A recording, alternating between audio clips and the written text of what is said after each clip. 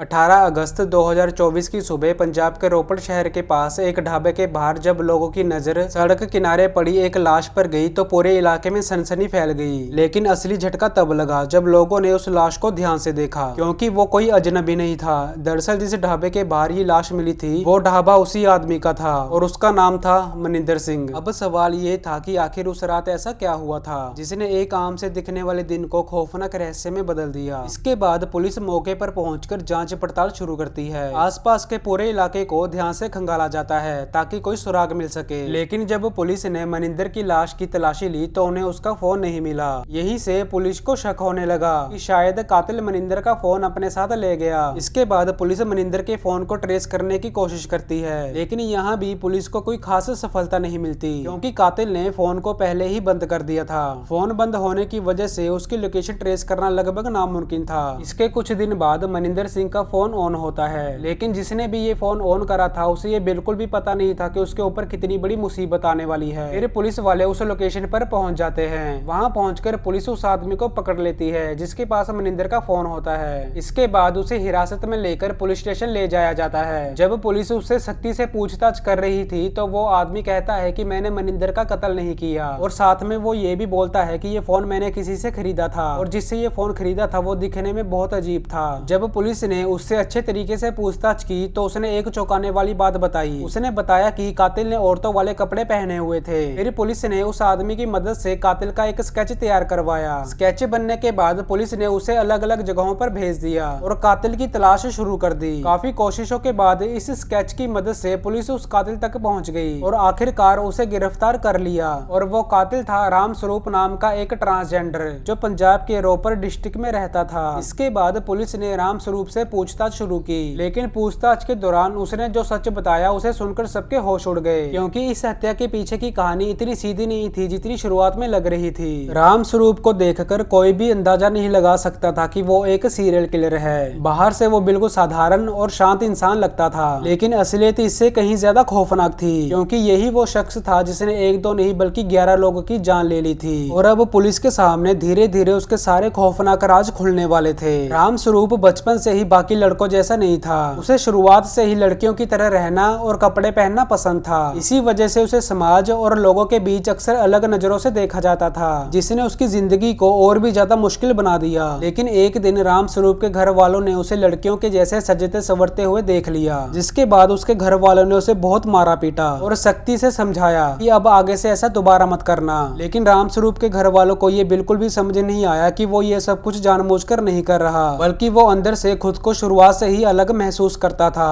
उसके लिए लड़कियों की तरह सजना संवरना कोई शौक या जिद नहीं थी, बल्कि उसकी अपनी पहचान और एहसास का हिस्सा था, जिसे वो चाहकर भी बदल नहीं सकता था। लेकिन जब इस बात को समझने के बजाय उसे डांटा गया, मारा गया और दबाया गया, तो उसके अंदर अकेलापन, दर्द और गुस्सा धीरे धीरे बढ़ने लगा। और यही अनदेखी और दबाव आगे चलकर उसकी जिंदगी को एक गलत दिशा की ओर ले जाने लगा। और उसके घर वाले उसे बार बार पढ़ाई पर ध्यान लगाने के लिए कहते थे, लेकिन सच ये था कि राम स्वरूप पढ़ाई में बिल्कुल भी अच्छा नहीं था। और किसी तरह राम स्वरूप 10वीं क्लास तक अपनी पढ़ाई पूरी करता है, लेकिन इसके बाद वो पढ़ाई छोड़कर नौकरी ढूंढना शुरू कर देता है। जब उसे यहाँ कोई नौकरी नहीं मिली तो वो एक बड़ा फैसला करता है। वो दुबई जाकर नौकरी करने की सोचता है। कुछ महीने वहाँ काम करने के बाद राम स्वरूप का मन दुबई में बिल्कुल भी नहीं लगता। अकेलापन, तनाव और हालात से जूझते उसे धीरे धीरे शराब पीने की आदत लग जाती है। और कुछ समय बाद राम स्वरूप अपने घर पंजाब वापस लौट आता है, लेकिन अब वो पहले जैसे नहीं रहा। वो अंदर से काफी बदल चुका था और अब वो खुद को पहले से भी ज्यादा एक लड़की की तरह महसूस करता था। उसकी सोच, उसका व्यवहार और उसकी पहचान सब कुछ बदल चुका था। और यही बदलाव आगे चलकर उसकी जिंदगी को और भी ज्यादा मुश्किल और खतरनाक मोड़ की तरफ ले जाने वाला था। इसके बाद राम स्वरूप के घर वाले इसकी शादी करा देते हैं और इसके 3 बच्चे होते हैं। राम स्वरूप पंजाब में एक नॉर्मल नौकरी करने लग जाता है, लेकिन उसकी जिंदगी धीरे धीरे फिर से बिगड़ने लग जाती है। वो जितने भी पैसे कमाता था ज्यादातर शराब पीने में ही उड़ा देता था। इसके साथ साथ उसका स्वभाव भी बदलने लगा। वो घर वालों से रोज लड़ता झगड़ता रहता था, जिससे घर का माहौल और भी खराब हो गया। अब हालात ऐसे हो चुके थे कि उसकी जिंदगी काबू से बाहर जाती नजर आ रही थी। इसके बाद राम स्वरूप और उसके पत्नी के रिश्ते के बीच कई परेशानियां आने लगी। छोटी छोटी बातों पर झगड़े होने लगे। घर का माहौल तनाव और लड़ाई से भरने लगा। एक तरफ उसकी आदतें और गुस्सा और दूसरी तरफ रिश्ते की टूटती हुई डोर। इन सब ने मिलकर उनकी शादीशुदा जिंदगी को अंदर ही अंदर खोखला करना शुरू कर दिया। उसकी इन सब हरकतों की वजह से उसके घर वाले इतने परेशान हो गए थे कि रामस्वरूप के घर वालों ने उसे घर से बेदखल कर दिया। फिर वो कुछ दिन यहाँ वहाँ घूमता रहा और उसके पास जितने भी पैसे थे वो सब उसने शराब पीने में उड़ा दिए। जब रामस्वरूप के सभी पैसे खत्म हो गए फिर वो काम की तलाश करने लग गया और उसे कहीं पर भी काम नहीं मिला और उसने आखिर में फैसला करा कि वो प्रोस्टिट्यूट का काम करेगा।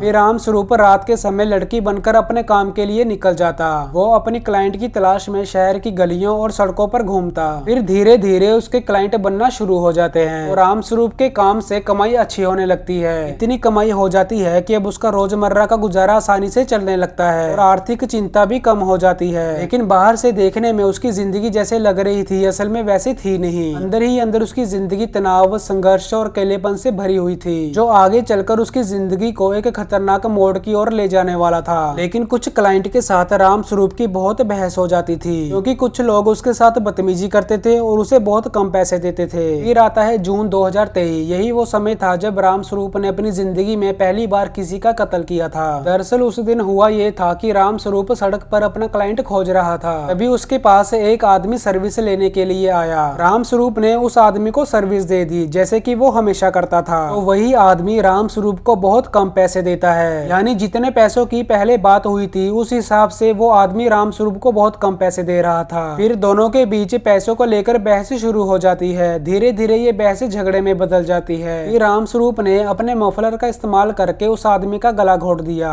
और उसे हमेशा के लिए सुला दिया। ये पहली हत्या करने के बाद रामस्वरूप को एक अजीब सा सुकून मिलता है। उस पल उसे एहसास होता है कि उसके अंदर का गुस्सा और दबाव हिंसा में निकलने से हल्का हो जाता है। इसके बाद अगर कोई भी क्लाइंट उसके ट्रांसजेंडर होने पर मजाक उड़ाता या उसकी सर्विस के कम पैसे देता तो रामस्वरूप उसे वहीं जान से मार देता था। ऐसा करते करते रामस्वरूप ने 11 लोगों की जान ले ली। लेकिन ये केवल वो लोग थे जिनकी हत्या उसे याद थी, क्योंकि जब भी वो रात को क्लाइंट की तलाश में निकलता तो ज्यादातर वो नशे की हालत में होता था। इसीलिए उसे याद नहीं होता कि उसने टोटल कितने लोगों को मारा है और वो हत्या करने के बाद उस लाश की पीठ पर धोखेबाज लिख देता था। लेकिन जब भी रामस्वरूप किसी की हत्या करता वो उस लाश के सामने खुद को दोषी मानते हुए पैर पकड़कर माफी मांगता। शुरुआत में मैंने जिस लाश के बारे में बताया था मनिंदर सिंह के नाम के आदमी की, दरअसल उसकी हत्या भी रामस्वरूप ने ही की थी और मनिंदर सिंह भी रामस्वरूप का क्लाइंट था। जब मनिंदर ने रामस्वरूप को कम पैसे दिए तो दोनों की आपस में गाली गलौच होने लगी, जिस वजह से रामस्वरूप को बहुत गुस्सा आया और उसने मनिंदर सिंह का गला काट दिया। और मनिंदर सिंह की हत्या करने के बाद रामस्वरूप ने उसका फोन चुरा लिया। इसके बाद क्या हुआ ये सब कुछ मैं आपको वीडियो की शुरुआत में बता ही चुका हूँ। मनिंदर सिंह की फोन की वजह से रामस्वरूप 24 दिसंबर 2024 को पकड़ा गया। रामस्वरूप आज भी जेल में अपनी सजा काट रहा है और उसे बहुत पछतावा है कि उसने ये सब हत्या की।